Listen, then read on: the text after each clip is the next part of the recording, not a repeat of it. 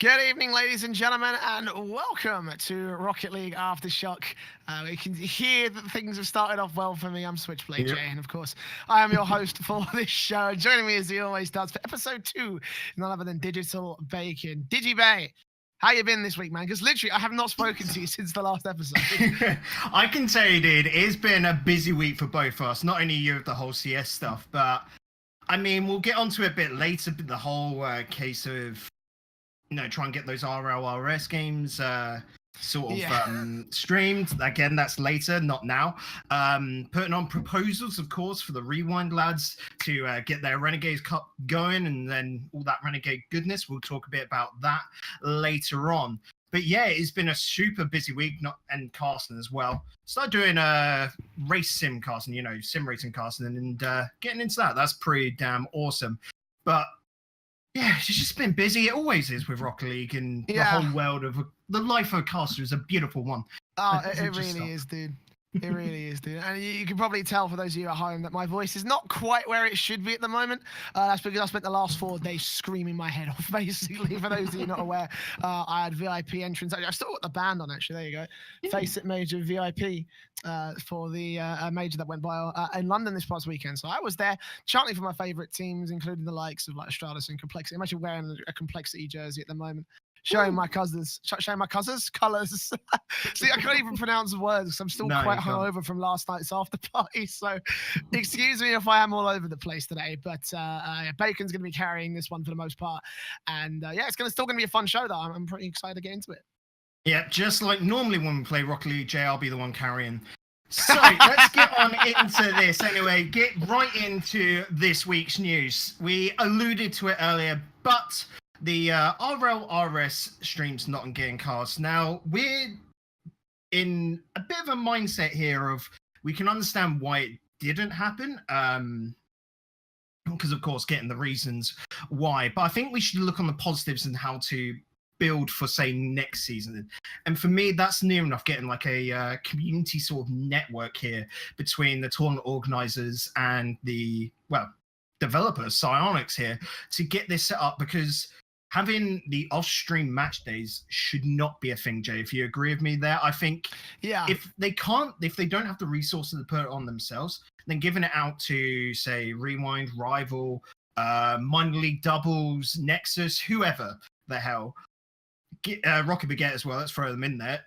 That should be the priority, because not only does it get that content out there, which is good for the fans, good for the teams to get them on camera more, get them broadcasted live, but it's also good for those community orgs as well, because it's more viewership, more subs for their channel, and helps them sort of develop for the future. Essentially, if you can bolster your stats with good RLRS gameplay, it should also be able to help you get in sponsors like, for example, HyperX, like Ballistics and that, which we've seen in the past. Yeah, it's quite important to stream all these matches for the RLRS, even if you are panning it off and giving it to other organizations, because obviously it takes time and it takes money, and unfortunately for Shice, that's just not something that he can afford to do anymore. Obviously, very, very busy over in the Psyonix studios, as I'm sure that they are already. But yeah, it is very important we get these matches, especially for like teams that are not sponsored. Like we know, like there are so many teams in RLRS this season that are not sponsored. Triple Trouble, we've got Savage who are also making their way up the ranks. I know Savage are looking or trying their best to get a good deal with an organization, and they are a team that I think deserves representation, because I think they're probably a good shout to get into the RLCS next season as well. And they've got Devo, they've got Bluey, they've got a really solid, I think, world-class team potentially on their hands. But even if you don't want to try and get those organizers involved in the in broadcasting RLRS matches, there's actually other solutions that you can find as well. And actually, this is something I suggested last season when the silent matches went out. I actually put on Reddit, why don't you just give us permission so that individual commentators can commentate it on their own streams, because that's something we do in Counter-Strike a lot. There's a tournament we've got going on called the Mountain Dew League, and if you're out in America especially, you can actually go on hltv.org and you can get like IPs that you can connect to live in the game and just commentate it and stream it on your own channel. I actually might do some of that later on this weekend when my voice is a little bit more healed up. But it's almost like a common sense sort of thing, the fact that these are not open to everybody, or not open to the people that have the capacity to do it. just quickly jump in there. I know the lads of Gfinity do it with their content creator network. So again, a push to them, I guess. Anyone at home that wants to get into cast and maybe try it, Gfinity, whenever they've got their tournaments going on, they now have this content creator network sort of set up. So basically, you sign up and then they give you a link which you can put into something along the sides like VLC media player. And near enough just pulls in a live feed, a bit like you would say with Twitch, but it's just going directly to people who have that feed. And then you just rebroadcast out to Twitch yourself. Now, that sort of thing could be quite easily set up, I'd say, for Silence if they want to take that route with it. And then maybe that could bolster the smaller guys in the community instead of getting one specific org do it. Yeah, you know, and that would be a very nice way for other commentators to break in, because if you have to go through the process of applying and try and see if you can make your way into an organization, there are some shut doors to new commentators, and I think that could be a really great way to try and drive people that maybe might not have been involved in commentary and casting as a whole. It might be, certainly I know a lot of people. I know there's a lot of people that actually got that start like that in Counter-Strike. Obviously, that's where I got my start in Counter-Strike. That's how I got my start in casting as a whole. So I think a system like that in place would be very, very nice, especially for something like the RLRS, which is essentially like one of the top tournaments. Like everyone wants to be in there because that's your way into the RLCS, and that's your way into the World Championship, essentially. And especially since at the moment we're seeing these community orgs, which everyone used to go to. Just going to take the example of us at Rewind. We used to do these weekly tournaments, but it's just not feasible. And not only do you have to put in the time each and every week, but the prize pool, the man hours, everything on a weekly basis, it's not really that doable. But turning it into a monthly affair is. The problem is there, then 2 casters, maybe even 4 if you do 2 shifts, in one sort of turn each month is a massive downstep for casters that are coming in, because of course we're going to be favoring those that are stronger casters, because naturally we're a production company at the same time, you know. So we used to be able to maybe slot in with these smaller tournament organizers months back. You can't do so much now because everyone is realizing that it's got to be monthly events, and us tournament organizers are trying to split it out sort of like, oh, okay, so we'll do the start of the month, you'll do the middle, then we'll do the end, and try and make it so that each week is covered, so there's still Rocket League content going on. But it's just hard when, you know, again, those bigger casters are going to be the ones picked, because that's just how business works, isn't it, essentially? Yeah, and, you know, we are pushing into an area where there's going to be less and less opportunities at this point. You know, guys like us are, without saying too much, we're probably going to end up doing some of these Renegade Cups that we've got coming up very, very soon indeed. I can pretty much say at this point that there probably will be some sort of English stream for the Rocket Baguette tournament. Again, not to reveal too much. Not to allude too much.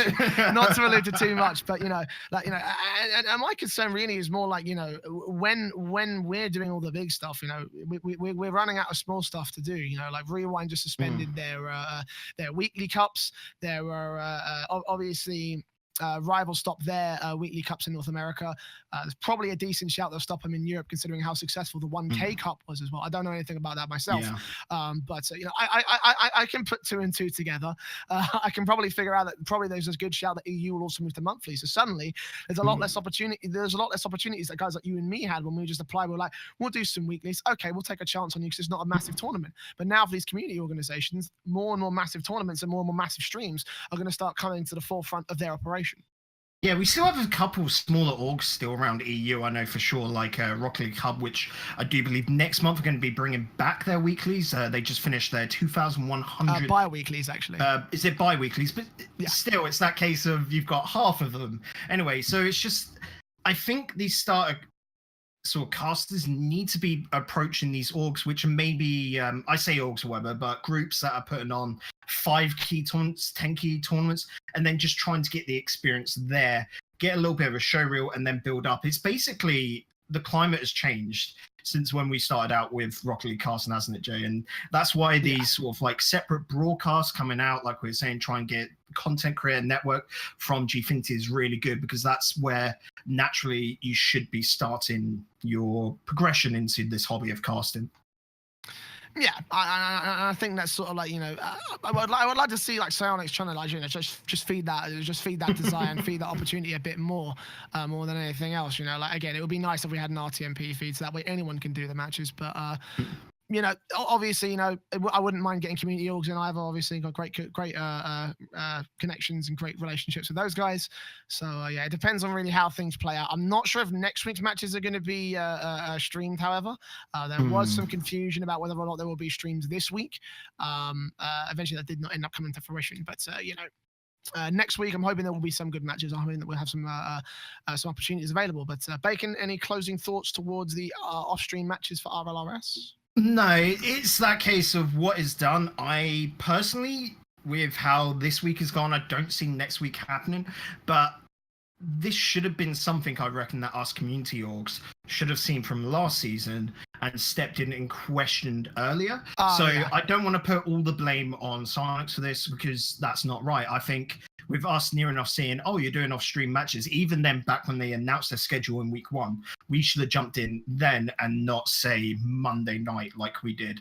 So it's like a case of, okay, we're a bit annoyed, but it's not just your fault. It's largely on us. Partially as well. Yeah. That's it. It's both ways, Before we go into the second topic as well, Jay, I would like to point out a thing in chat, and I get this asked quite a lot, but yeah, I do wear headphones with only one earphone on. If you notice, it's always the left one. I already know why you do that. It's 2 reasons. You can hear your own voice, so you know the level at which to talk. As well, it was a habit I picked up in my last headphones because they had leather ear cups, and if you wear glasses with leather ear cups, they really dig in after a while. So it's just comfier, essentially. That depends, really. I find it depends on the headset itself. Like these headphones in particular, these ones dig in if you're wearing glasses. The ones that I'm wearing, the Sennheisers with the commentary headset. Obviously, I'm not using that right now. I'm using my podcast microphone. But let's not talk about professional audio here. This is going to be a Rocket League podcast. I'm not going to start getting into audio engineering because we've got more news to get through. Now, Triple Trouble posted this little tweet on their social media pages. This is sparked off a massive debate. Are they getting picked up? Now, Bacon, this also so happens to coincide with another fantastic tweet from Red Reserve, and you can see it on screen as well. The timing is way, way, way too close for this. Are we going to be seeing Triple Trouble perhaps getting picked up by Red Reserve? So I think it's a good bet purely because Red Reserve have been knocking about trying to pick up an RLRS team for the past, I would say, 4 months, I'd imagine, since about the later end of last season of RLRS. They haven't really come to an agreement with anyone just yet, and that's because of how Rocket League contracts naturally work, where we live in a we have to deal with a 2-stage, system with RLCS, RLRS. Players tend to agree to these contracts on a wage for RLRS, and then if there's events larger, like say they make it to RLCS, they'll get paid an even larger amount than what they do for RLRS. So it's near enough. Negotiations are quite hard to deal with Rocket League because, of course, it's very personal. No one knows for sure how much another team is earning unless the players want to come out, and generally they're not going to talk about it to the public. They may talk about it amongst themselves, and that's the right way to deal with it, professionally. But Red Reserve have been looking for ages, and if they're going to pick up a team, you're either looking at Savage or Triple Trouble, considering the amount of effort Savage are now putting into their marketing and how long Triple Trouble have been about. I feel like Triple Trouble, especially with that tweet where, they don't feel so good. They might be fading away because they're going to get picked up. It feels like it's good timing for them, and Red Reserve would be a great, fantastic pickup for Triple Trouble.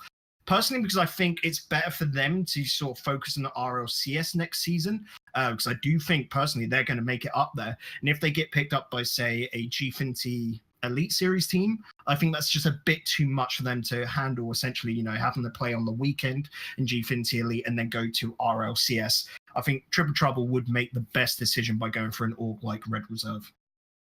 Yeah, and for certain, for someone like for a team like Savage, there's probably a bit of a higher demand for those guys. Obviously, they as I was saying earlier, with the whole off-stream matches, they're probably aiming a bit for one of the top tier esports organizations, or even maybe a sports organizations that we got going with that PSG and everything like that. You know, there are some good football clubs I know that are looking for teams. We saw a tweet. I'm not sure. I'm not sure who in particular right now. I'm assuming you're going to bring something up right here. Because, I was going to say, Ty Lacto actually said that, I think it was yesterday in a tweet, that Secret, him and the rest of the team got approached by a football club. Not saying which club, he didn't say at all. But definitely football clubs at the moment are looking into Rocket League quite heavily. I think it was Doomsday back in the days before they signed with Reunited. I think, don't quote me on this, of course, that it was Man City were looking at picking them up. But it's a very awkward ground for these mainstream sort of sports teams that haven't done anything in it to suddenly pick up, because it's a whole different ecosystem to that what they're used to, you know? Yeah, but you know, Savage are definitely aiming towards that sort of tier, because I think they are. I think they're probably a good shout, maybe alongside Team Secret as my personal top two of teams who are going to go. I think are going to go through to the RLCS next season, or at least will make that top two, so that when they get to the promotion tournament, whether they'll actually make it there is all dependent on who's going to be down in the lower portions. But you know, I could see a world in which they're going to be going somewhere else. I imagine that Red Reserve might have to settle on something like Triple Trouble, because especially because Red Reserve's general tier in the esports world is not it's not like you're Fnatic, it's not like you're Envious, it's not like any of these other big name organizations who have teams in the top tier. They often act as like a feeder team. Well, and Triple Trouble, as much as I love those guys, and I certainly having some great conversations with Speed a few weeks ago, I do think that there are other teams in the RLRS that do rate a little bit higher than them. yeah, and just seeing in chat there, yep, Red Reserve used to be FaZe's Academy sort of team, didn't they? And then they split off, became their own org. Red Reserve, just from the talks with players and that, they weren't looking for an RLCS team. So when this tweet came out, people were looking at Weedham Girls, thinking, oh, Weedham Girls would be the best pickup from any org at the moment. No, Weedham Girls are going to be looking for, I don't know, a certain amount of money, but let's just say, hands in the air, double the amount that Triple Trouble would be looking for, just because of that caliber. Red Reserve don't have that money. Like you said, they're not that caliber of team to be able to afford an RLCS team. So picking up an RLRS team, like you said, might be a problem if say Triple Trouble or whichever team they sign expect to go into RLCS next season. That could be a very interesting thing there. Maybe those ties with FaZe still stay, and they might have it in the contract that FaZe would pick them up if they moved up. Who knows? This is me just completely being basically abstract. Yeah, speculating, all of that.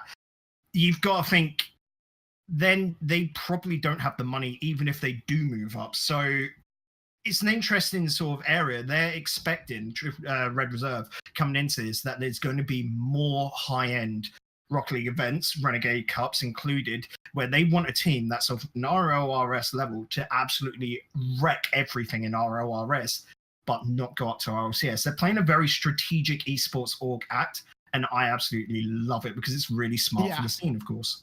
I can't fault their business plan or their model at all, Red Reserve. So, you know, I pick up that Triple Trouble again. It makes the most amount of sense because, excuse me, this is the major coming in big on my voice. But, you know, I could see a way where, you know, Red Reserve could be the top teams in all the Renegade Cups and doing well in those sort of like regions, as well as that placing top 4 consistently in the RLRS, you know, especially if Triple Trouble is who they're going to pick up. So, and again, you know, it's a little bit too convenient how they're posting their sort of,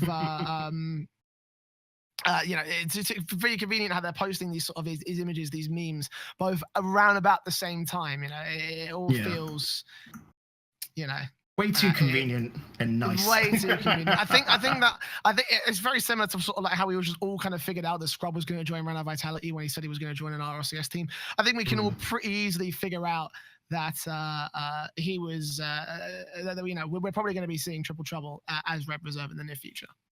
Yeah, that's what we pretty much expect as well. And I'm loving the Astralis sort of lover in Twitch chat as well. Big Astralis that section was off the chain at the major. And they were another org, which I can remember a couple of us as like commentators and personalities within it, we're trying to push teams to go talk to them. Like, we just want Astralis in Rocket League. That's all we want, really. And that'll never happen. That'll never happen. It doesn't seem viable at all for them, of course. But we've got a little bit of hope we can make it happen one day just by nagging enough. It's won't, happened with Ninjas Pajamas, clearly. No, because Astralis are actually owned by the CS:GO players themselves, so I don't see any reason why they'd ever branch out to another esport unless they decide, fuck it, let's do Rocket League one day, just like let's change esports. Actually, a big point we can go on to there. Can you, like I was saying about reunited with Doomsy's team back in season 2, they're originally a Overwatch team which was owned by the players, and they looked to branch out. They picked up Rocket League, and when that Overwatch team sort of crumbled, unfortunately Supersonic Avengers lost their org essentially. So going for these player-owned teams probably isn't the smartest thing to do if you're looking to get picked up by an org, because that org has to have stability, which if you're just players owning it and doing it all yourselves isn't really there. I mean, Astralis is a completely different sort of like question, because they're pretty much a top org because they're top players and they are, well, the top of everything essentially in CS, as we just seen from this weekend. But going for that sort of development is a bit harsh, considering those players probably don't have the time to invest in your team as they do as theirs. Yeah, probably not. So, Astralis are off the table. But yeah, any closing thoughts on that? On the whole Red Reserve thing. I mean, I think everything. It's a good org. It's a good org. It's a great team. I'd love to see Triple Trouble as Red Reserve in the future. So let's hope that happens. Right, now moving on to some more. I'm going to call this the drama section almost, because we're starting to move into doing bad guy stuff. Obviously, last week we were talking about how it might be nice to see some bad guys in the space. Personalities, we'll say. That's a better term for it. Personalities, and we had to chat about maybe Casters doing, but one player that decided to take that mantle on is none other than Mystic. In a recent tweet, Slock tweeted out about some statistics in the Flipside Tactics versus PSG series. Tylacto actually had pointed this out to him that Mystic's teammates, I believe, had more score. Had more average score. Oh, sorry, no, was it Cooksey? So had more average score than Yukio and Mystic combined. And Mystic didn't really have the best of reactions. Tylacto chatting shit as usual. How toxic. Good luck in the RLRS, my guy. Now, I can see Tylacto is in the chat today, claiming that Slock is such a twat. I'm guessing that probably they had some conversations behind the scenes or something. Again, that's all speculation at this point. But what do we make of Mystic's sort of reaction here? Is this like verging on that bad guy side, or is he just being a twat? Cause this was a bit out of left field, because I've never known Mystic to be, a bad guy. Oh, he's always seemed nice whenever I've spoke to him or whenever people converse. But I do know he gets frustrated. We're talking about Danny. I know when he had fired shots, as Danny always did back in the day, at players for making whiffs, Mystic would get a bit grumpy and then next day go, oh, yeah, sorry about that, and just go back to normal. It's just him being frustrated essentially with this, because if you look at, especially on octane.gg, fantastic website, but that rating sort of system that they have where it shows how players are doing doesn't really show the full truth of it, because we know Cooksey is one of those very high scoring players where he gets a lot of goals, a lot of saves, where he's going up and down field. Mystic, who's your more anchor player, doesn't get a lot of points at all. It's the same for Pashi and players like that. So by saying that, he's not he's got less than half the points to his fellow teammate, it can come off as feeling like you're calling them trash, when really you're just saying, oh, it's a funny little stat, And I don't think it was anything from Tylacto there. No malice at all. I mean, he's a meme guy, so it's fine. And Mystic, we just know, can get a bit frustrated at times. So this was one of those ones which could come off as a bit of drama. And it's just funny to see every now and then. And again, it's showing more of the personality of those players, because we do want to see them frustrated. We want to see them overjoyed. We want to see them, I don't know, if you're Turbo Pulsar, apparently eating a Mackey's. So, hey, happy days. Tylacto just clarifying in chat, I don't know if you saw it. He is memeing, so that's that's at least nice to hear, that at this point it is just for show, because obviously we don't really want to see any pro players hate each other. That would be pretty bad for the team. But, on the topic, oh geez, on the topic of sort of Mystic not doing as well as his teammates, and certainly for Cooksey, Cooksey's a talent. He's a really good talent, and I don't think that's deniable. I think certainly these statistics themselves kind of just prove the point. But for Mystic himself, I don't really think it's necessary for him to be like the top performer, because he has been, you know, self-proclaimed as the captain of Flipside. So long as he's using his players and himself in a way that gives the team success, then I think that's absolutely fine for him as a captain. You know? And certainly as the case with this particular game, you know, they beat Flipside, they beat PSG 3-0. It's the same for each and every team. The captain is generally not the one popping off. I said it about Vitality when you've got Pashi. He's a side fairy peak and scrub killer. He is not going to be the one popping off, and that's not a bad thing. PSG, you've got Ferrer there. Short set and Fruity we've seen have just been popping off themselves. When you look at Dignitas, you've got Violent Panda, who's beside, again, K-Dop and Turbo Pulsar. Turbo Pulsar maybe not that aggressive sort of powerhouse, but we know how bloody good he is. Flip side, you've got Mystic, Complexity. You've got a lot there, and he does take that more attacking role. Weedham Girls, Remco. Again, he's not Iron Knight. Meta Naris has come on in. They're sort of like a trio that are just playing pretty darn well, all of them at the moment. So it's that case of the captain is generally the more reserved player on the pitch that can see ahead and sort of direct, and near enough, he's got to be the one making those shots, making those calls.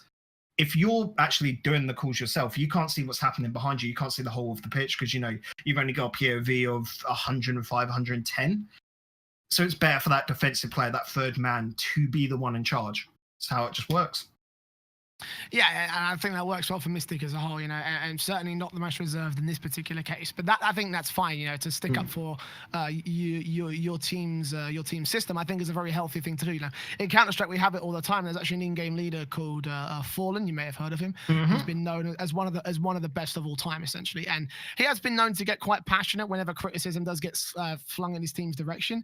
But again, that's fine because he's the in-game leader. He has his system that works, and for a long time it worked really well. So, you know, credit to him for backing up his team, backing up his players, and backing his own sort of like methodologies to the game. And I think that's a very, I don't want to say it's an overly healthy thing if you're going off on another pro player, but again, I don't think it's something majorly serious on the part of Mystic. Yeah, I think it's just, with this sort of thing, we just got to sort of take a pinch of salt. And I would say from someone that doesn't know these players too well, you could see that as being toxic and like shots fired at each other essentially. And well, I mean, Axeltos certainly seemed to think it was. Yeah. Like he was the one who made it to top of Reddit, and you know, having a bit of involvement in that particular thread. I'm pretty sure that you probably will find it if you just go to Slock's page. But you know, again, I think pinch of salt is the right approach. Yeah, that's it. So going on to the next one, Jay, and it's going to be the last bit of our sort of news segment as such, and that is Tadpole getting his goal revoked in RLRS and the general technical issues that happened this weekend. To say there was a few is, I would say, an understatement for this weekend of RLCS, wasn't it? Oh boy, like I think the servers have become a bit of a meme at this point with the Rocket League scene, and unfortunately, you know, when you've got problems like that, the best thing you can do is work through it. But unfortunately for Tadpole, he did kind of get sort of like caught off with the short end of the stick. You know, obviously just to read the tweet. I love being revoked to go in the most important game of the series. It's frustrating that the lack of consistency in the decision making. The game was paused after the secret equalizer. That goal stood. The game was paused after our goal for 2-1, and that goal was revoked. I'm not sure what the specifics are on that. I haven't seen a statement coming out from RLCS admins. I don't know if that's something that you caught or whether it's just something that just doesn't exist at the moment. But I think that the big problem is that in practice, or in theory, I should say, the servers should be working up to snuff, especially considering that also Scheist, I believe Scheist said in the Discord chat at some point,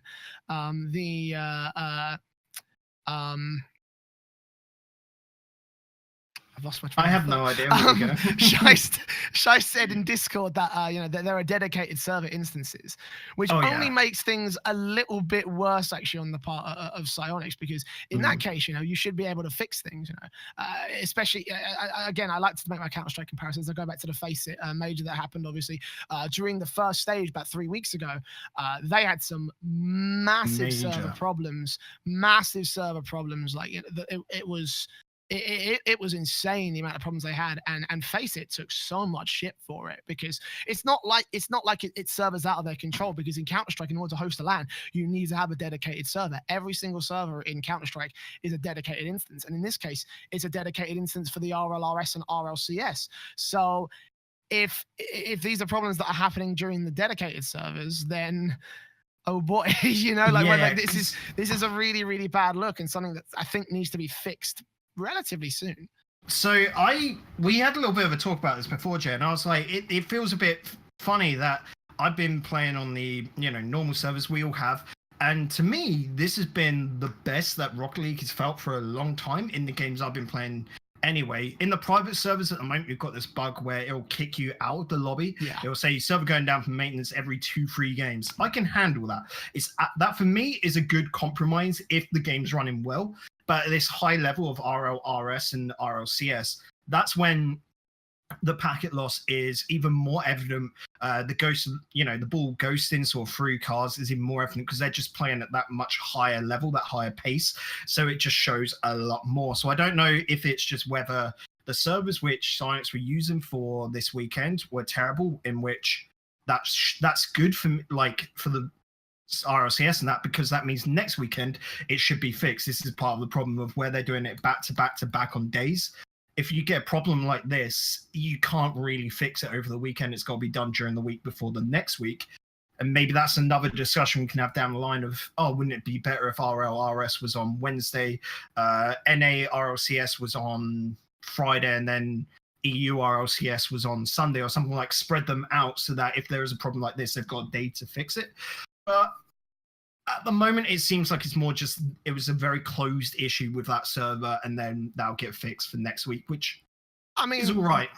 You say that, but I mean, I'm not too in tune because this week I have been at the major, obviously. But as far as I've been hearing, there've actually been a number of server problems that have cropped up during matches with pauses having to be taken. Obviously, it's been, a bit of discussion about how we're having to deal with this. So it's a problem that if it's a problem that if it's replicated consistently and over again for weeks and weeks on end, then that could seriously throw some compromise into into the competitive integrity of the Rocket League scene, the RLCS and the RLRS, and we've had that sort of like this issue in community tournaments, and that's fine because it's community tournaments. But with the Renegade Cups that are officially sponsored, those are going to get a real kick in the balls. These are going to be obviously extremely. These problems are going to be extremely prominent, and it can't be a meme just to say, "Oh, Rocket League servers. Oh well, like that's just not acceptable in an esports environment."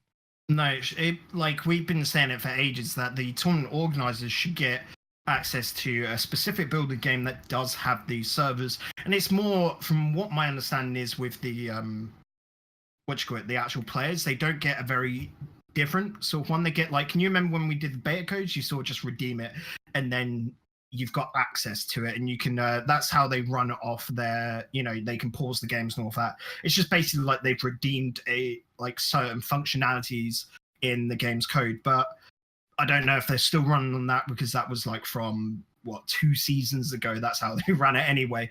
So if they were running like that, it shouldn't be too big a deal to give that out to the tournament organizers. A very specific set group of people that can do it. We're talking again your rival esports. We're talking Rewind, Rocket Baguette, Nexus, even the lads at E-League or DreamHack should be able to quite easily get access to it.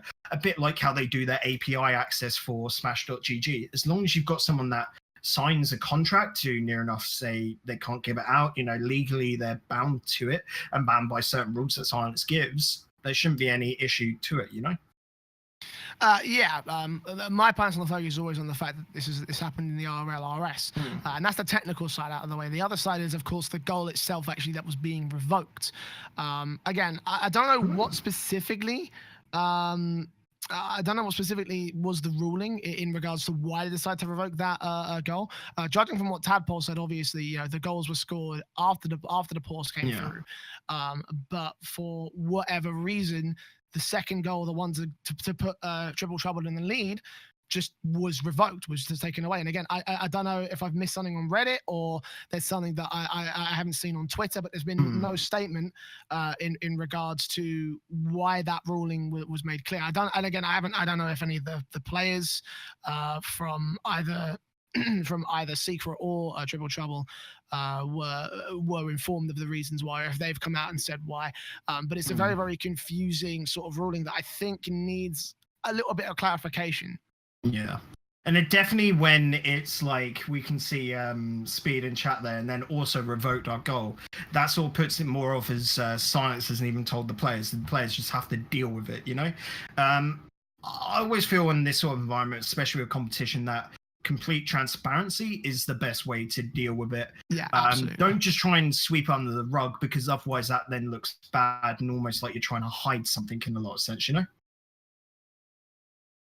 So apparently there was no real reason. Okay, that's actually a very interesting development because, again, what is the actual reason for this goal being revoked? You know, again, especially because this, I believe, cost them the series. If I'm correct in thinking, I don't think the match was on stream, so I couldn't. You know, we haven't had the chance to actually take a look at it. I know I've been busy this weekend, so you know, I'd really like to know why the goal was actually taken away or what rule they were acting under to revoke it.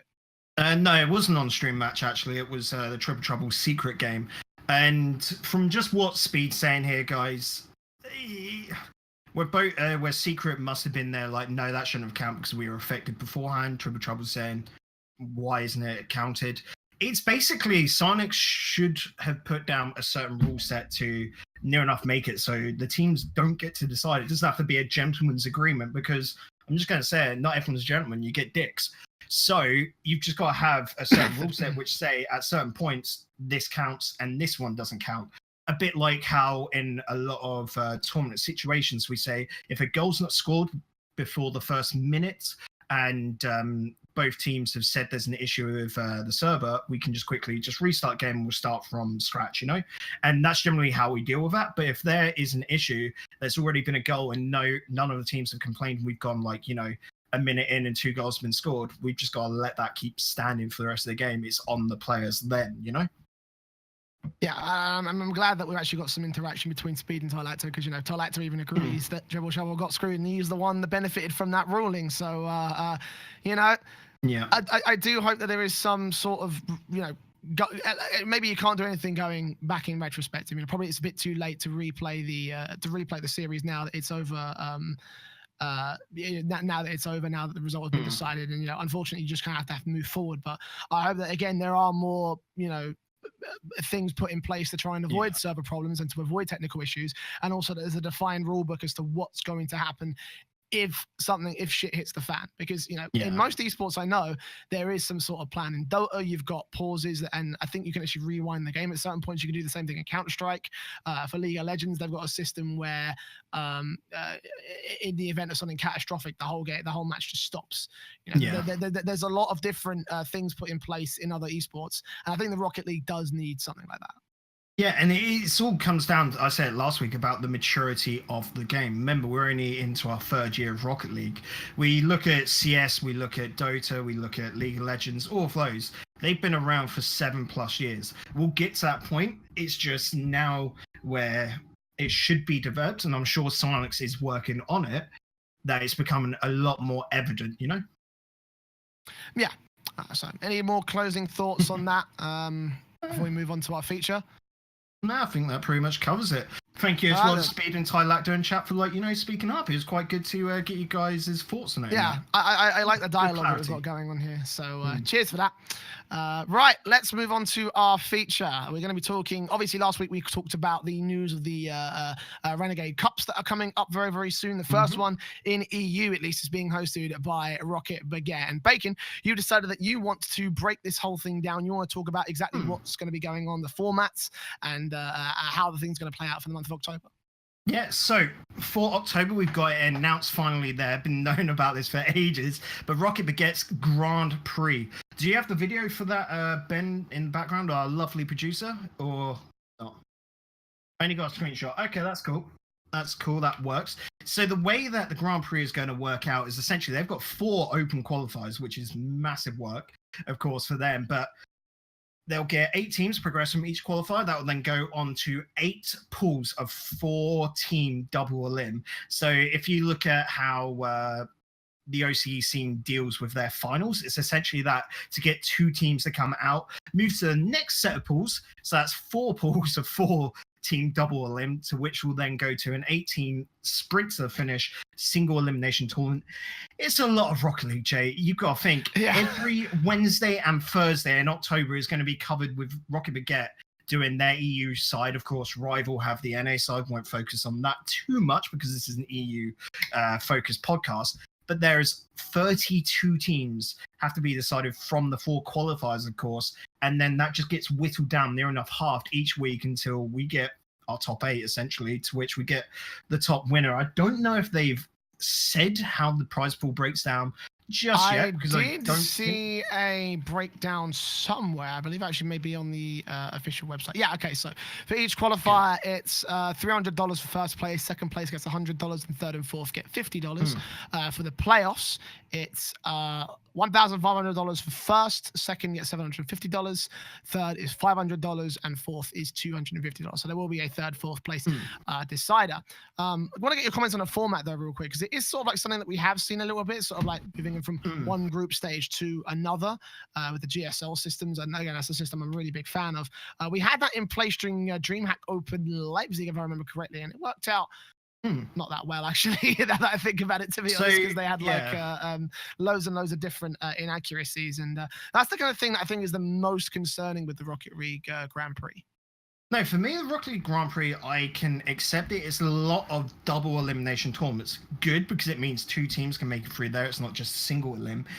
But when you've got so many different pools, we know the talent EU, it just feels like you're going to get some groups clustered together where you could have 3 teams that should make it to, say, the third stage that get stuck together and one has to drop. At the end of the day, it's all competition, and this is how, you know, it just ends up. For me, the problem is that for the Renegades Cup, you've got to decide first through to 32. That's how Psyonix wants it, because they then do seeding off of that for the finals that goes into February, when they have the finals for it themselves. And there's going to be so many off-stream matches where essentially you've got a lot of teams broken down from that, of course, and tiebreak is a little bit harder. This is why I think with the Rival lads, them doing Swiss, it's quite clever, because Swiss can quite easily break down who's this and that purely by, say, even going down to the number of goals, doesn't it? Yeah, and I like Swiss system for open qualifiers. So, you know, I have my opinions reserved for, like, you know, World Championship tournaments, but you know, for something like an open qualifier, I think it works really, really well. I'm not sure how actually the open qualifier system works, because from what I'm understanding is that the double elimination only comes in for round 1 and 2. So the top 8 teams in each qualifier moves in to the double elim. So what's the open qualifier going to be? Single elim. Just single elim, throw everyone into it. Seeded, I wouldn't know how they do their seeding, of course. That's down to Rocket Baguette. And generally with tournament organizers, you don't really want to say. It's just a generic seeding. Maybe you do your top 10 through, let's just say, your forts, you know, like Triple Trouble, for example. You go, oh, they're smashing it at the moment. Oh, Secret signed up. Well, they're above them in RLRS, so we'll make Triple Trouble second, you know, and Secret first. That's just generic seeding there. And then the rest of them are just done through MMR based in 3v3s on Rocket League and ranked, because you don't know enough about the teams.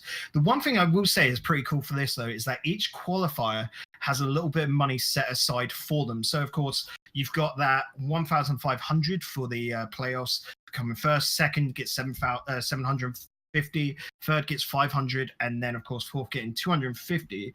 So that means in the playoffs, the top 8, or the top 4 anyway, they get, just quickly doing quick maths for me now, they get $3,000, and then the rest of that 5,000 and 2,000 is left for the qualifiers alone, which is quite a cool little difference which they're doing there, because I know with a lot of other tournaments, they wouldn't give money out to the qualifying spots. So even if you make it through, let's say a team just has a wicked day and gets first in the qualifier, they could go through to the group stage and get knocked out, but they'd still get a decent chunk of money, you know? Yeah, I like that sort of like tiered system where you sort of like filter through each of the different levels. So, hey, you qualify for the tournament, here's some money. Or you made it forward to the playoffs, or you made it through the top 4. Here's even more money for doing even better in our tournament. So, you know, I kind of like that system, because that does mean that some teams aren't just being left out because, hey, we qualified, but we got knocked out in the next round. Well, That's a shame. Nothing to show for it or anything like that. So, No. I like that whole system. I like how Rocket Baguette have decided to do that. I wasn't sure if it would be open qualifiers with the GSL system. Now that you've clarified that, that makes a little bit more sense. Yeah. Would have been nice to see a double elimination bracket for the open qualifiers. But at that point, it probably would take forever, So yeah, I'm not blaming them for not going all the way on it. But I'm expecting good things for this tournament. Do we know who's been signed up yet, or are we still waiting on that? You mean what teams have signed up? Let me quickly pull up Smash.gg. I mean, if Tyler can speed us through here, you guys can clarify for us if you guys are. Well, the way that the Rocket Baguette, the way that it works essentially with all of the Renegades Cup ones is that essentially anyone from RLCS, so only 8 teams aren't allowed. I can see 76 teams have already signed up. So I'm just going to quickly pull off the attendees list and sort of quickly skim through teams that I know the names of, So of course we've got the likes of 5 Frags from the Russian org and that. Just dear God, Smash GG is a mess for this purely because you know how they if you sign up, you've got to sign up separately for each tournament, so it lists the team 4 times, which is horrid when you're trying to look up for it, but it makes sense because you could not do one or the other, I guess. Epsilon we've got in there, that's always quite good. Epsilon, of course, glad they're sticking with that roster considering it didn't make RLRS players, but RLRS this season is stacked. This is going to take ages to go through, Jay. All right, then. Well, we'll just leave it there. I think still need to sign up though. I can see. I think what we'll do is once we get through the open qualifiers, we know who's going to be competing in the main stages of the tournament. We'll bring another feature back, which is sort of like break those teams down and kind of talk about them and go through the qualified teams. Not next week, the week after. We'll do like a recap of the top 32. Maybe even do our little predictions. Who knows? Could have a little fun with that. Yeah, actually, I got a little pick'em challenge that I want to try see if we can set up, but we'll hear all that in the next couple of weeks. Of course, if you do want to go ahead and join us for those episodes, then you can, of course, follow the Twitch channel and follow the Twitter. It's !Twitter in the Twitch chat. If you are watching the YouTube VOD or listening to the SoundCloud version of this podcast, then you, of course, can follow us at RLAfterShock on Twitter. You can also join the Discord as well, where you get to talk with other members, ask us questions as well that we will answer on the podcast with our mailbag. Of course, !Discord if you're not already in there already. But speaking of the mailbag, we do actually have a little bit of mailbag that we received just earlier today. We did also have one that came in a little bit earlier, but we'll say that for next week, I think. Frostbite. Do you want to do the other one then? Do both. All right, then we'll do both then. All right, screw it. So we had one coming in earlier this morning from Frostbite. Shout out to Frostbite, by the way. I know him from Counter-Strike. He's a lad. He's not quite 100% familiar with how the Rocket League scene works, but he asks, a lot of sports and esports give extra time after a draw. So talking about, sort of like in football, you get like 15 minutes of extra time. In Counter-Strike, you get overtime. But in Rocket League, we have the golden goal system. And he asked, do you think the golden goal system that Rocket League uses a good fit for competitive play? And I think that overall it's just more of a necessary a necessary system, because you sort of like compared to what Rocket League is up against, you've got something like football is sort of the main comparison point for Rocket League. And in football, if you're tired, you go into extra time. But after extra time, if you're still drawn, then you got to go into penalty shootout. Now, I don't know how it will work if you had to go into a penalty shootout in Rocket League, because what do you just place the ball in front and then both cards come away? Well, that's an easy save every time. We could be there, or what do we just go for like randomized setups in something like a practice pack? I think that overall, as well as that, Rocket League is also partially not just about the shooting and the scoring the goals. It's also about outplaying your opponent's team to a certain extent. There's other things you have to consider, like bumps and demos and passing plays and different things like that all contribute to what is creates the Rocket League the Rocket League match itself. So I think the golden goal system, while it's not incredible, I still think it could be some different changes. Like maybe if we went to overtime, we could have a 30-second pause, so that way teams can discuss strategies and maybe build up a little bit of tension in the broadcast. I remember during the grand finals of the World Championship last season, there was that discussion that came up You know, and I think that could be beneficial, but I don't think we can do something like a penalty shootout. I think it has to be sort of overtime in the golden goal. No, the current system is perfect because Rocket League's a very fast game. You're also remembering that you've got 5 minutes and then the overtime, which goes on until the golden goal. What I do think needs to be added is maybe during every series a 1 minute extension break, essentially between games, which teams can use to call out and near enough talk. Because I always feel that teams don't really talk about what's going on between games quite enough. Casters, we know, can fill, essentially, they do the 1 minute absolutely fine. Now they could go in and talk an extra minute quite easily. So I think maybe giving both sides a 1 minute timeout, like you see quite a lot with League of Legends or CSGO when they do their best of 3 series, and you know they can do between rounds. I think us between rounds, between games in a series, you could fit an extra minute in for these teams that, you know, might need, like, even if it's because the player needs to go quickly refill his drink, a minute is enough time to do that.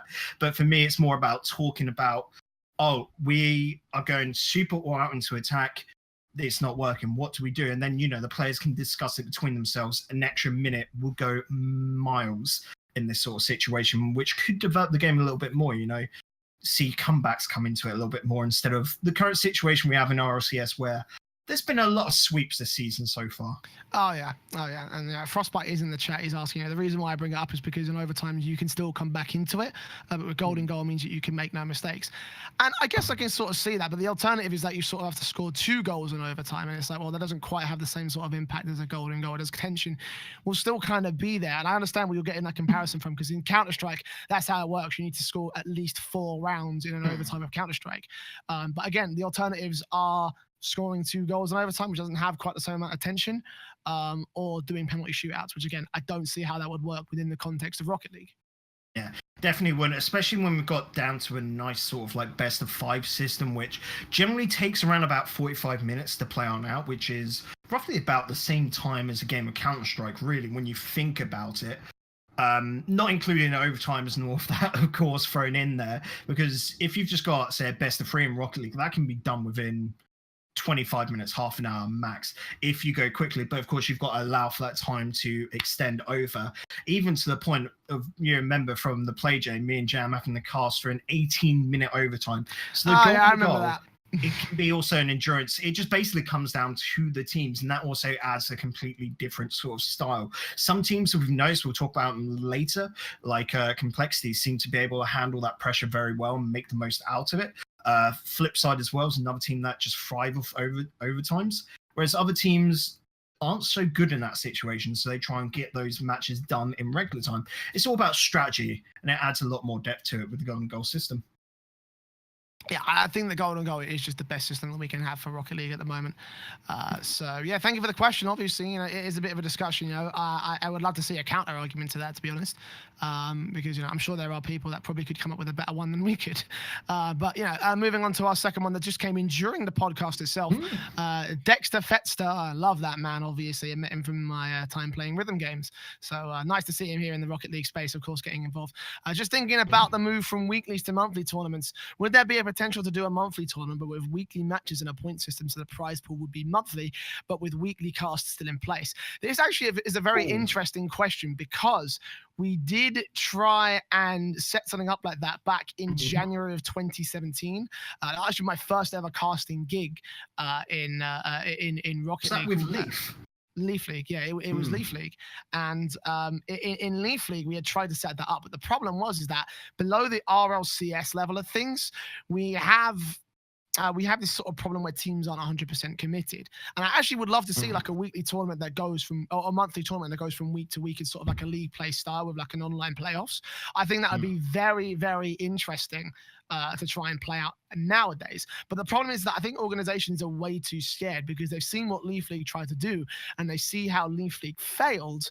And unfortunately, that's put a lot of people off, you know. And it's not only Leaf that failed on it, I can tell you. We've seen a lot, like Mind Games, I can remember, did a, I think it was a $1,000 Like it was just a league across the month, and that just fell after 2 weeks because we had some players or teams, sorry, that were in the bottom two. They had lost 3 games, and we're just like, there's no way we can win this because we've just lost to the weaker teams. We know we're not beating these top teams. We're just dropping out because they know they can't get the bigger money. And the problem is that it comes down to money because, of course, that is the big pull for your time in this. And without sponsors at the moment for these smaller tournaments, no team is really going to put in, let's say, 5 evenings across a month for what could end up being $100, $150. It's just not there. That's why the Renegade Cups are a brilliant sort of like fix for this, but it's not helping. It's only helping one tournament org each month, you know? The other ones are sort of neglected, but that's not, I think, Psyonix's problem. It's more the tournament orgs haven't got to that stage, and we haven't seen professional orgs be able to step in and fill that. It's just this sort of weird, murky grey area that we've got right now.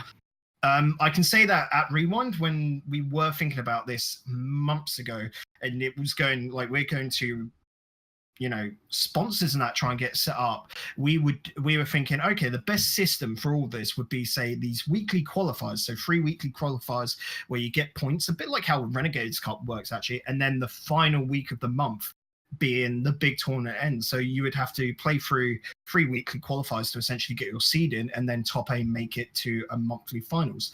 That was like the biggest compromise between the two and the biggest sort of like reward offset of it. But again, try and get $1,000 each month is hard to do, you know? It's a hell of a commitment from a lot of sponsors, especially with businesses and organizations that aren't quite established. That's why, honestly, if anything, I'd like to see a team like an organizer like DreamHack or ESL or Starladder or any of these sort of organizers just try and step in and try to do something, because they've established themselves as being able to run leagues and say like, hey, contribute a few $1,000s a month and we'll run the plus you know, any production costs that we might need, and we'll sort you out. And you know, it's great because, you know, you've got a lot of good talent below the RLCS and RLRS spectrum that will be absolutely willing to work on those kind of tournaments. And if you can just avoid just sort of like being you know, going over the $5,000 limit that Psyonix adds, which, by the way, might I add, I think that needs to be increased by a significant amount. That'll be a topic for another day. As long as you can avoid that, maybe say, oh, we'll do a $4,000 monthly. We'll do something like that. And straight off, the $1,000 monthly that Rival did. 1, always great production from them, but 2, the viewership we got for $1,000. Can we just say there is so much room here? Can sponsors not see that this is easy advertisement for them? Because, of course, that engagement with streams is better than what you can get from just, I don't know, wallpaper ads, you know, I say wallpaper ads, but, you know, scroll bar ads or whatever on websites and all of that. They need to, it's because we're in a sort of like fresh new field for advertising, and a lot of these orgs and sponsors don't really know enough about it. They know how they can engage through streamers, but not tournament organizers, which it's not, I would say, down to the orgs' faults. It's just basically we don't know how to go to these companies to get their sponsorship effectively. Yeah, and you know, again, that's why I'd like to see someone like DreamHack or ESL take onto it, or better still, you know, like, you know, those guys have funding, you know. Psyonix, lift that $5,000. Lift that $5,000. Cheaper for Psyonix, yeah. You know? Yeah, it's just cheaper for them because, you know, you're not contributing any of the money. You don't need to contribute any of the money. You can keep it. You know, like even if you put something like, you know, $50,000.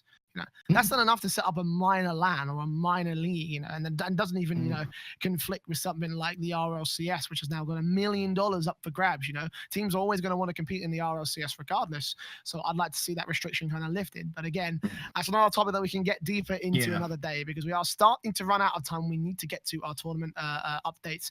Of course, I did see that we had one more mailbag coming, Tiger. We will get to that next week, I think, because again, we have got half an hour and we have a lot of fucking RLRS results to get through, Bacon. So yeah, this was the week of the off-stream matches. There were a lot of matches that we were unable to stream. And, obviously, there's a lot of results as a result. We will just, instead of going through each and every single game in each and every single series, to bring you the current season standings. We've currently got Team Secret at the top. They've played 3 of their matches. They've won all 3. They had a couple of games, including their game against Nordavind that went extremely well. And they also had a match against XL, also went as well as you would expect it to go at this point. As well as that, below them is Savage at 3-1. They played 4 of their games, just losing out on that one puts them just ever so slightly behind the likes of Secret. Method and Triple Trouble pulling in the rear part of the top 4, currently tied up. I imagine that will change though. However, I still think that Triple Trouble can pull ahead of the Method squad in the coming few weeks. And then to round at the bottom, we've got Nordavind, the Clappers, XL Esports, and Copenhagen Flames. So, Bacon, what are your comments on this? Because we went into this, we looked at this, and we were like, we haven't really got any particular topics to talk about this week because there's so much going on. And to be honest, a lot of it is kind of the expected results, I guess you could say. Yeah, so if we look, Copenhagen Flames and XL, unfortunately, are expected results. Like we said, they're just the weaker sides. Can't help that. That's how it is. XL get their win against Clappers. The big one here, out of XL's losses, is against Secret, where they're able to go to overtime in 2 games. Good on XL, but maybe Secret just, we're a little bit more reserved. We know they're a team that are the strongest side. So it's all about picking your battles, and you play to your opponent there. We'll talk about Method here. Method winning against XL and Clappers. Their loss was to Savage. So Method sort of loss. It's an expected loss, but if they wanted to be promoted, that's one of the, I would say, 2 matches. They've got beat 2 out of Secret, Savage, and Trouble if they want to go up. But Method, unfortunately, this season, I reckon, are going to be a safe bet to stay up, but not get promoted. It's just the unfortunate nature of it because it's so stacked. Let's look at Triple Trouble's loss there. We all know from the stream against Secret. This was a big battle between the 2. I wouldn't say by far at all that Triple Trouble are now not going to be able to get into that top 2 spot, but it's just a harder battle for them. And it shall be quite exciting to see, especially since Triple Trouble took down Savage. So it's just Method, which Triple Trouble have to sort of beat. And then if they do beat Method, I would hint at even saying that Triple Trouble has secured that top 2 spot, Yeah, I can't see a world in which Triple Trouble will be able to secure a top 2 spot, but right now the running is certainly between Savage and Team Secret, in my opinion. It was originally, for my money, before we saw Savage come to fruition, was Triple Trouble and Secret making it forward into that top 2. But with Savage coming out with that absolutely stacked roster, making their way easily into the RLRS, it doesn't surprise me that they made it through. It's going to be a bit of a challenge, I think, for Triple Trouble to make it much further forward. What other matches, actually, let me bring this up real quick. Jay, I'm just going to say now, we actually won't really know until before the last week because of how the current matches are spread out. So in week 4, we've got Secret versus Savage. That's a massive game there. And Triple Trouble versus Method. Now, if Method can take down Triple Trouble are going to be another case of you're stuck in top 4, If Triple Trouble can take down Method, then you're going to see them go, okay, we should be in top 2 now. It's basically all about the whole length of the season. We always complain about, a single round robin tournament isn't long enough. Again, you can't like decide who's won it until the last week, of course. But it's just because those a simple loss from each case can hurt you. Like Copenhagen Flames now at 0-3 would have to win every single one of their remaining games to stay up, which is horrid after 2 weeks. It just feels horrid there, but we expect them in the bottom half, so it's a hard sort of case to justify it. And I just want double round robin because I want more Rocket League. That's essentially I think that does err on the side of popular opinion. We all want to see double round robin because there are some teams that I think could do much better if they had a second chance. Copenhagen Flames is one of those. I would say a great example for that because they could advance in the second half of the season. Yeah, absolutely. Just sort of talking about the underperformance in this one. I definitely expected Copenhagen Flames not to be in last place. Honestly, I expected that to be XL of all teams, but just winning Shared. one series. No, I'll throw as much That was shade at that me. team as I want to, but just. It's a team that I have no confidence in. Copenhagen Flames. I'm not surprised that they're down here in the bottom two, because again, I did bring to fruition last week how I did have doubts in their lower bracket run. I did have doubts in how they'll be able to do in the RLRS. I just expected them to be a little bit further up than they actually have ended up being. So I expect them to be definitely in the bottom two with Copenhagen Flames. I've said that from my predictions all along. But I have no doubts that they deserve to be an RLRS, and I think they are very much an RLRS team. It's just that unfortunate case of RLRS is now stacked. EU's got the depth. If you look at NA, I don't think it's quite there yet, but EU, every single one of these 8 teams are nuts. We've seen it time and time again. They'll win the Gfinity weeklies. They'll go on and win, Triple Trouble, win in the play. They're all viable to be deemed as top 16 teams. Even in some cases, these guys, you could say from a power ranking standpoint, could be better than RLCS teams. It's just how the system at the moment, we're coming to the limit of the 2 8-team sort of RLCS RLRS system, and it's even pushing it forward to every fan sort of saying that we want the number of teams in RLCS, number of teams in RLRS to be extended to 10, 12 teams to allow more in if we're going to stick with single round robin, that is. Yeah, and you can sort of see that has come through as a result of the single round robin. But next week we have a number of, I believe, polarizing ones to come through. If I'm correct in thinking, we've got XL Triple Trouble coming up as first of the on-stream matches. That's Triple Trouble every day. Unfortunate for XL. Certainly could be polarizing for them, because if they lose one more, then they would have had the majority of their matches go, or they would have had no choice but to have the majority of their matches go down to the 4-3 region.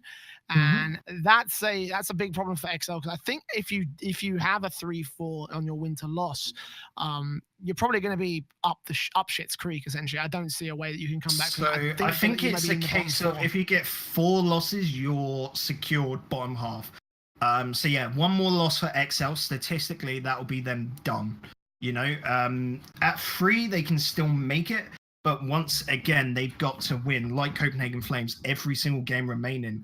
And that's a tough case, considering, they haven't gone against the strongest opposition yet. They took a loss to Nordvin, which is one they had to win to stay up, of course. And then they took a loss to Clappers, another one which they had to win to stay up. And then the loss to Secret, which was an expected loss. So that was okay for them. But once again, every game you've got to take game by game, and you've got to win as many as you can. XL just don't have the skill to be able to take on their opponents in RLRS. Yeah, and for Copenhagen Flames, it doesn't get much better either, because they're up against Secret, and it's just like, oh god, it's just like, oh no, it's going to be another sweep for these guys. And it does start to spell some tragedy for those teams at the bottom, unfortunately. But that is how everything goes in the RLRS. It is stacked, especially at that top end. But you know what else is stacked? It's the RLCS now. Oh, yeah. Nice transitions right there. I got this down pat. Like Bacon, don't worry about it. But yeah, we had a lot less matches to cover. We'll just bring up the current standings at the end of everything so far. So yeah, at first we've got Team Dignitas 4-0. Second, we've got Weedham Girls 3-1. Mouse Sports 2-2. Renault Vitality having a great week, bringing it back to 2-2 now from 0-2. Complexity 2-2 as well. Flipside 1-2. Fnatic 1-3. And then PSG, after a not so good week, are at 1-4. PSG not in a good place at the moment, Jay, are they? No, they had 2 matches this week and they lost kind of both of them. The second one was expected against Dignitas, and Dignitas are just shitting on everybody at the moment. But the second one was against Vitality, and Vitality looked much stronger than we really were expecting to see, because they were just, doing some really, really good stuff. You know, we saw sort of Vitality come forward in the last couple of weeks. They weren't quite getting it started. I mentioned last week that I thought the Scrub Killer was doing amazing stuff, but Fairy Peak looked off point. I didn't actually end up watching this match. The one that I wanted to focus on was the Mouse Sports versus Complexity match, and we're going to be able to get into that in a little bit of a second. But Vitality versus PSG, what did you think of how Vitality were able to perform? This was how Vitality should have been playing since the start. They're still not at their peak quite yet. Fairy just seemingly still a little off of that grand performance that we know he can put on. But this was where Vitality should have been, and them dropping the first 2 weeks, it's put them in a tricky old situation. With 2 wins now, though, they should be good. Another win, and as we've seen in the past, that near enough secures you top 6 sort of spots. So Vitality taking a moment to bring themselves back into the tournament, and like I said, one more win will secure them top 6. And this is still a LAN favorite team. You look at it, and this season alone, I actually reckon it's going to be the top 4 on that board. It's going to be Dignitas, Sweden Girls, Mouse Sports, and Renault Vitality. And yeah, if Vitality can get there, you've got to think. You've got Pashi, who's been at every single LAN, I do believe. You've got Fairy Peak. No, Pashi missed out on one. Fairy Peak, who's just been, ever since his introduction back into that Mocket roster, has been fantastic on everything.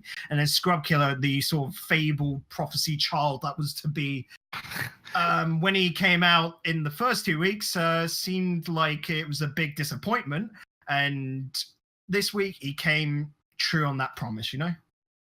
Yeah, he certainly did, and fantastic for Renault Vitality now that they've really found their form. It took a couple of weeks, but now that they've evened up the scoreline, they're back in the running for a LAN spot. But it does give me concerns for PSG, because now, because of losing these 2 series, they're now 1-4 in the on the table. And you talk about how the Scrub Killer experiment might not have worked in the last week, but right now it looks like the Fruity experiment might not have worked for PSG. I kind of want to zone in your thoughts about that one in particular, because PSG were hot shit coming into the RLCS. We saw them come through in the Coliseum. They were doing amazing stuff. They beat out so many big teams, and they had some really, really epic matches. It looked like Fruity was just doing incredible work, but now it sort of seems to have gone a little bit quiet from them. Prix not the problem on the roster as well. It's just all 3 of them not gelling perfectly together. It's almost like they did great in the Coliseum and used all of their energy there, came into league play, and they're just a little bit slower, a little bit lackluster. And it's hard to say where they need to go right. They're making a lot of mistakes. They're making some mishits. And it's just basically, PSG, get your stuff together. You've got to now win everything. And they literally do. Absolutely. They've got to win every one of their remaining games statistically to make it to the top 6. And PSG are a team that can do it. Let's just see what matches they got left. They got Mouse Sports, which is that's a difficult, but it's a possible win. And then the last game is against Fnatic, which I think isn't the easiest win, but it should be a win. So your big one is next week for PSG, where if they can take Mouse Sports, I reckon they've got a solid shot to stay up. If they lose to Mouse Sports, they're done. They're going into the promotion relegation tournament, which is a different case. I think that's a different story for another day, Jay, where they should be a team. They could be a team to stay up, because we know the caliber of the RLRS guys. So that'll be a fun prediction game when we come to that as well. Yeah, I'm sure we'll see each other if we can sort something out with that one. But some of the other matches that went by was Mouse Sports versus Complexity. This was probably with the exception of the Vitality versus Complexity match, it's probably the match that's sort of like garnered the most interest and the most. It was the closest one that we had. Because Ben's going to bring this up on screen. It was actually a very, very low scoring game. 6 goals scored in the entire series. Lowest in history as well.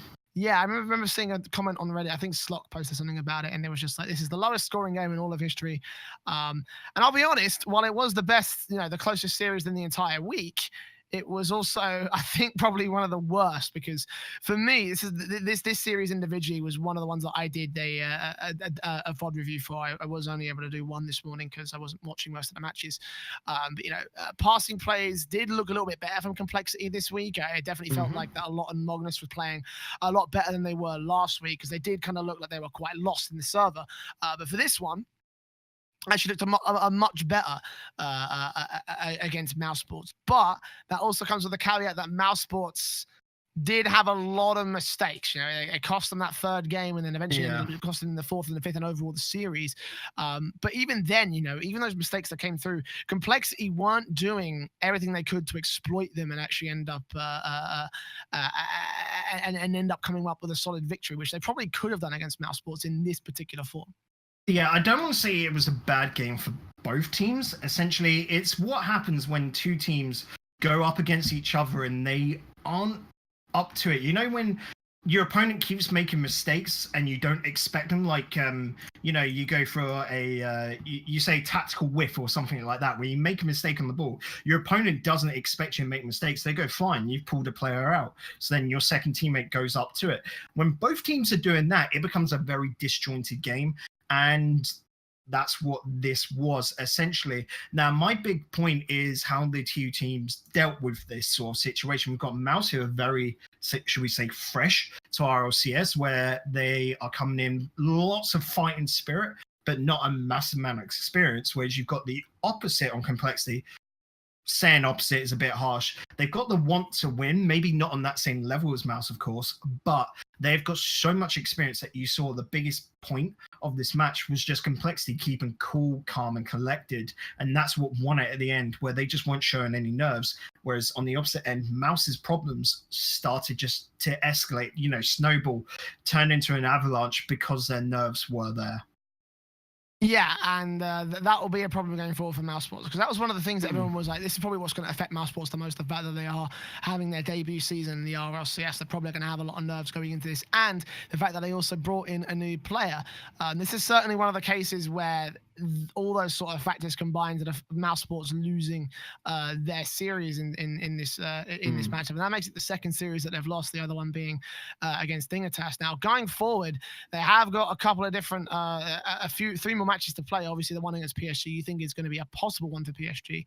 I'd still say Mouse's favourite. Actually, the one from next week that I really want to keep my eyes on is actually the match against Weedem Girls. Yeah, because Weedem Girls are currently doing really, really good work over on their camp. They're currently keeping up, and they've found their form again. You know, that they found a brand new formula that seems to have worked with iGnite and Mets and RSI Ignite coming in the last season was enough to kind of re-spark. If iGnite was the fuel for Envious, the Mets and RS was really the spark that's relit the fire for this team. Yeah, definitely. Wind Girls are playing the best they have in ages. When it came into last season, MV made it through to LAN. I wasn't surprised that they did bad at LAN. I was expecting them to. They just didn't seem up to that level. So I love that now it's sort of like made Remco step back and realize he needs to up his game. iGnite's always going to want to win, and that's basically his strongest ability. Don't get me wrong, he's an absolutely nuts player on top, but that drive to win is something you don't necessarily see from Remco so loudly. On the pitch, it is brilliant from him. And then, of course, having Metsunaris come and join the roster was an odd one. When we saw it and weren't really sure why he had moved across onto it, you know, with Greasy going the opposite way. But Devo did have to go, of course, where he didn't have that drive to win anymore. But Metsunaris has fit in, and it sort of made him more, he's allowed to be more aggressive and play the style he wants. So this is just a team that are all playing really happy. This is how they want to play Rocket League, and it is shown on the pitch. This is a scary roster, which as the weeks go on, they're going to develop more. So if they do make it through to LAN, you could see a lot of upsets, especially against those NA sides where they're not so used to an absolute new powerhouse in this super aggressive style, because EU, when they've gone up against them traditionally, are more defensive sides. So when you come up against an EU side which is just going to absolutely pummel you, NA might crumble there. So who knows, maybe Weedem Girls could be a hot pick for that sort of surprise winner at LAN coming up in Vegas, I do believe, 2 months' time. Yeah, and for Weedham girls as well, they're still yet to face their biggest challenge, because I think we could be seeing a very, very epic match in our last week where they face on Dignitas. That'll, of course, be coming up in a couple of weeks' time when we should come to that breakdown itself, because that one will be a match to watch. And I think we'll try and do a little preview for that last week as well, because there are some pretty decent matches that could prove to be very pivotal in the overall standings for that week. But that's it for week 3, essentially. Is there any other topics you want to sort of zoom in on before we close out the show? Because there were a couple of matches that we kind of did sort of. I think we haven't covered Vitality actually really bouncing back this week. I would say, Jay, which, like we said, Scrub Club just playing more to his form was good, but I reckon it's just got to be this mental sort of case in their camp, because Scrub may have been scrimming with the rest of Vitality lads from about the start of August, I'd speculate. Oh yeah, I forgot about our meme again, by the way. We forgot. Oh, oh, that's from what's it? Watercolor. It's, for me with the lads, it's just showing that it takes a while for this sort of like chemistry to get set in stone. So I'm happy that we all sort of like, I would say, overhyped Vitality coming into this season. Do you think that could be the possibility there? I think it was. I think a lot of people looked at the Rival 1K Cup and thought to themselves, right, so Scrub Killer's the shit. And then he came forward and it was like, well, not quite the shit anymore, is he? But again, as we're talking about with Vitality, they have taken a little bit of time to bounce back. I think there's a good shot that they could still make LAN. I definitely think they're going to be able to make top 6, because I think the worst of their days are behind them. If I recall correctly, they already faced Dignitas, if I'm remembering this correctly. No, they actually they go up against Dignitas in the last week. Dignitas has to go up against Weedham Girls so and Vitality. And funny enough, Vitality has to do Weedham Girls and Dignitas in the last week. So that is harsh on them. The difference being that next week, Vitality have Flipside, which I would put Vitality to win that. So that'll get them their 3 wins. So I think they'll make top 6 secured. The problem is, where do they seed? Who is their opponent going to be in that regional playoff situation, Yeah, and these next couple of weeks, obviously we've got only 2 more weeks left of the RLCS. Those are going to be really, really important to decide, what is actually going on in regards to the specifics of how those playoffs are going to play off. Because obviously one series can decide your chances at LAN, and the Vitality, they really don't want to be in that position because they have, they are starting to pick up steam. They are starting to get some good results. If they can take the next few series, especially if they can beat out the likes of Flipside, then they put themselves on a really good pedestal. I do have to ask you, do you think it's coming a little bit too late, though? Because a lot of their early results could have been very nice and easy victories for Vitality, but they just ended up not being so. Yeah, they've made it hard for themselves. Remember, they're on a 2-2 sort of streak here. So Vitality, like I said, they lost to the opponents they should beat. Against Mouse, you would put them as the strongest side, Against Fnatic, definitely would have put them against the strongest side there. And then, of course, the week just gone, taking down PSG, an important game for them because they're sort of like their direct rivals, I'd say a lot. And against, again, with Complexity, that's another direct rivalry. Those 3, I would say, are very much of that same level. Different play styles, of course. So it's quite interesting to see PSG and at the bottom as well, because we were expecting them to be a bit higher, what with the inclusion of Fruity. So this RLCS season hasn't gone scripted at all. It's just the brilliance of sort of EU Rocket League, isn't it? Yeah, and any team can beat each other on any single day, unless you're Dignitas, in which case you just don't lose ever. Yeah, you've just got it. Yeah, they've really found a formula, man. We're going to have to do some demo reviews at some point and really break down what it is that makes that team so special, because they've come in time after time, and I think we're going to talk about them in the next couple of episodes a little bit more. But, I think Dignitas are doing as expected as of late. So, credit to them, credit to Turbo as well for putting some more meme poses that we can use on our stream. It's been good stuff all around this last couple of weeks. This last week, did we go through the standings? I think we did at the very beginning of the RLCS segment. Yeah, we did. Okay, so how those have all gone, and obviously next week is going to be some very interesting matches again, all on stream. It's going to be Fnatic versus Flipside to start. Mouse Sports taking on PSG, Fnatic and taking on Complexity. Flipside against Vitality. Weedham Girls versus Mouse Sports. Dignitas versus Complexity is the final matchup. So make sure you tune into that, and make sure you come back next week for RLAfterShock as we cover all those matches and more, because right now, Bacon, we are done for another episode, aren't we? Yep, we are done and dusted. That is week 2 put away in the books, up on the shelf. And so week 3 coming up. I definitely, you just hinted to there. Maybe next week we do our featurette on Dignitas. Why is it that they do so well in that? What is their sort of like secret formula? That could be exciting to do. I have a lot of demo review to do over the next week. So Jay's got to put in the work, guys. And well, we both do actually, because there's a lot of casting going on this week. Of course, there's always action going on in EU, so make sure you get tuned in. Keep, you know, your ear on out, and of course eyes on Twitter. But from both of us, and of course behind the camera. I gotta do the plugs first. I gotta do the plugs first. Go on, do the plugs. I gotta do the plugs. Right. So once again, thank you very much for joining us all. Make sure you follow the Twitch channel to get all the live updates and the video version when it goes live every Monday from 5 p.m. BST GMT, when the clocks do switch over, which they will be doing in about a month's time, I think it is. I can't remember specifically, but either way, those are your time zones.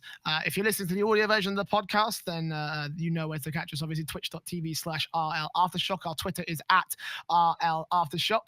If you're in the Twitch chat right now, you can type !Twitter to get access to that. As well as that, we have our Discord server that you can go ahead and join. Again, you can ask questions. We have a mailbag question for next week, and of course, you can contribute questions that me and Bacon will be answering as the weeks go on. So there's a lot to discuss, a lot that we can see, and a lot to talk about in the next couple of weeks of Rocket League. So make sure you do get involved on all those social channels. And until next week, we'll see you then. Bacon, any closing thoughts? No, another good week, and can't wait until next. Indeed. Right. Well, thank you very much for joining us again. We'll see you all next week. But until then, enjoy the pitch. We'll see you soon.